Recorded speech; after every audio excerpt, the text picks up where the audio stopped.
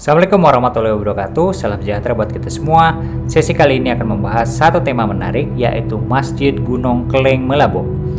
Masjid ini dikenal sebagai Masjid Nurul Hidayah yang berada di Desa Gunung Keleng, Kecamatan Merebo, Kabupaten Aceh Barat, Provinsi Aceh. Masjid ini berdiri persis di pinggir jalan Melaboh Tapak Tuan atau sekitar 8 km dari pusat kota Melaboh.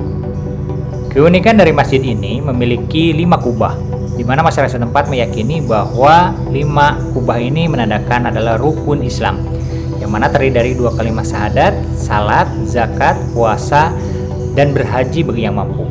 Kemudian hal unik lainnya dari 4 kubah yang terdapat pada masjid ini, yaitu berbentuk 5 segi 4, yang mana ini pun memiliki makna sebagai syariah yang terdiri dari Islam, iman, tauhid, dan makrifat. Kemudian satu kubahnya memiliki ketinggian yang lebih tinggi daripada kubah yang lain, yang mana kubah tersebut difungsikan sebagai tempat untuk mengumandangkan azan. Di dalam masjid ini terdapat satu tiang penyangga yang terbuat dari pohon merbau, di mana usianya diperkirakan lebih daripada 100 tahun. Menurut Imam Masjid, Pak Norman, diperkirakan masjid ini dibangun pada tahun 1923 atas inisiatif seorang tengku dari Kampung Keleng yang bernama Tengku Arsyad, yang mana masjid ini diperuntukkan untuk para pejalan kaki dari Aceh Singkil hingga Melaboh untuk dapat melaksanakan sholat di sini.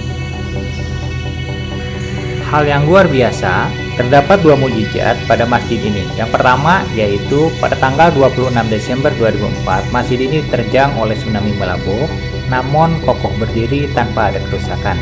Kemudian mukjizat kedua yaitu setelah berdirinya masjid pengganti di sampingnya, masyarakat setempat akan merobohkan masjid ini. Akan tetapi setiap alat yang digunakan untuk merobohkan masjid ini tidak mempan.